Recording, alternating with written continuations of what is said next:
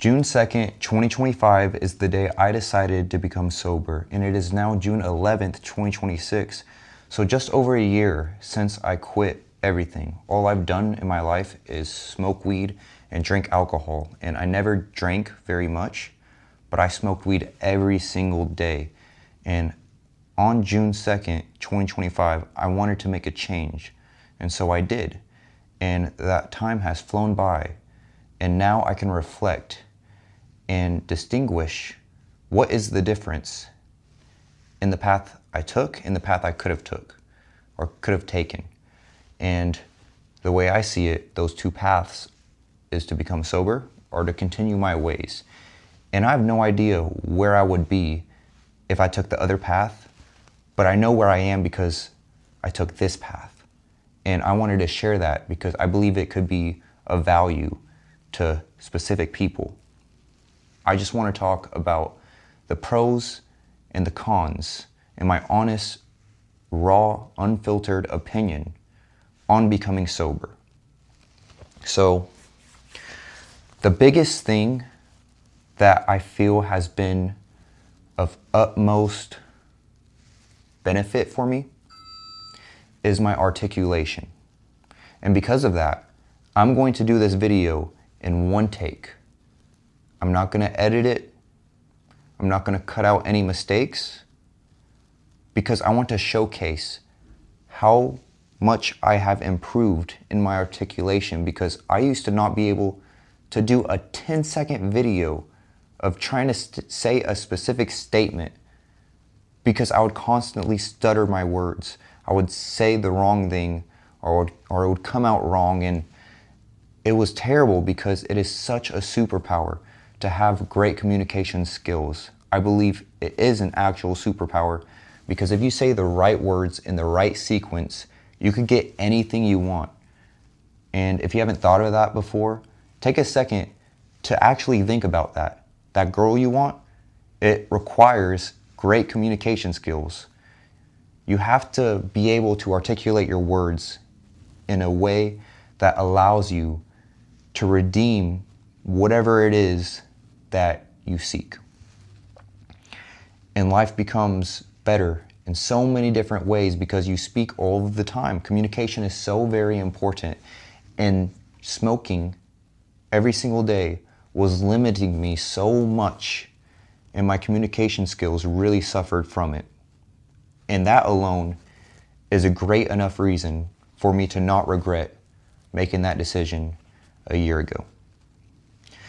And maybe you find yourself in that same situation. You see, I want to be an excellent speaker, not only for my day-to-day life, but because I care about content so much, and that requires communication. And I'm not going to be able to if I'm hindering my ability willingly by taking a substance that directly inhibits me. It detriments me. So that is the number one thing. Like I said, with all facets of life, your communication skills are so very important. So don't do anything to hinder them. If anything, do what will allow you to accelerate them and to improve them, enhance them. And that will dramatically change your life once you start exercising your freedom of speech and your freedom of articulation. This video alone, I couldn't have done this if I spent an hour, because I would have so many retakes. I remember, like I said, doing a 10-second video, and I'd have 50 videos in my camera roll of me just messing up and restarting and restarting and restarting. And it was so stressful, but I did it to myself. And I just want that to show how important and how significant me quitting smoking was. Now, let's move on. I hope I hammered that point enough. But let's talk about another aspect of becoming sober. So the problem with doing just a little bit of substances here and there is you have to always filter out yes or no. Is this a good decision at this specific time?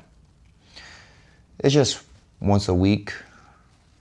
But for me, since I decided to quit, there was no question. I would never have to debate in my head, is this a good occasion to smoke or drink? It's always no. And I want to tell you about the reason I decided to quit.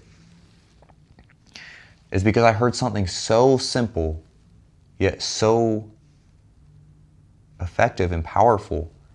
And that is, I am simply a better version of myself when I am sober.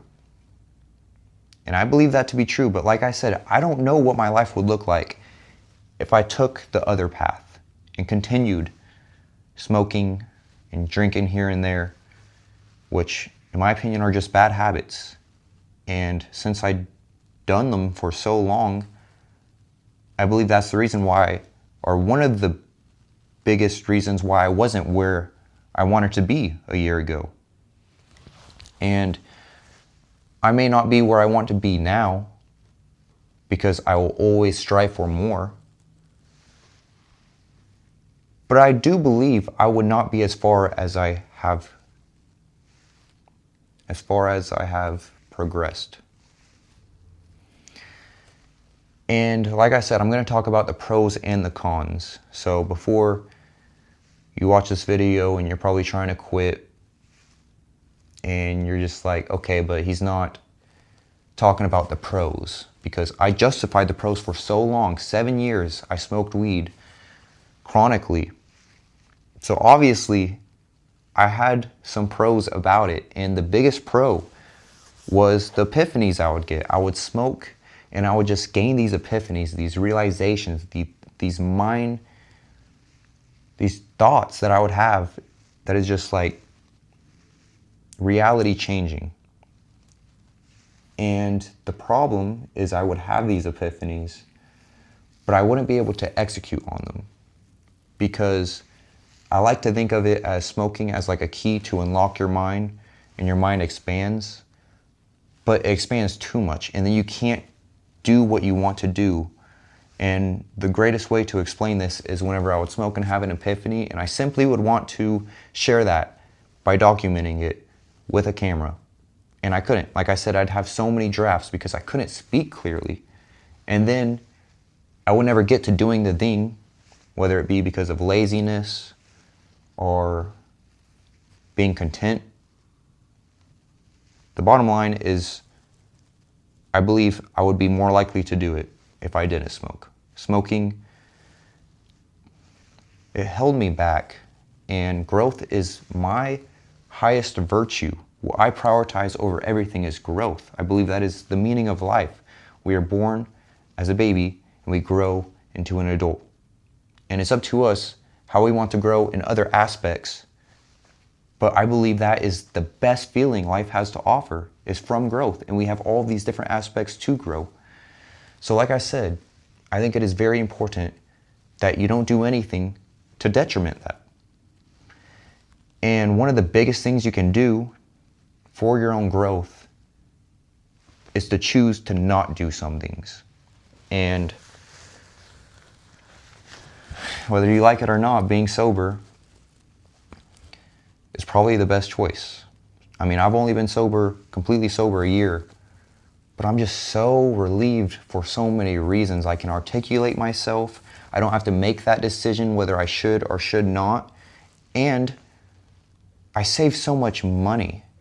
So much money goes into substance use, and I haven't even talked about probably the actual biggest pro, which is your health. Your health is your wealth. Your health is everything. You could have a million problems, but if you have a health problem, you only have one.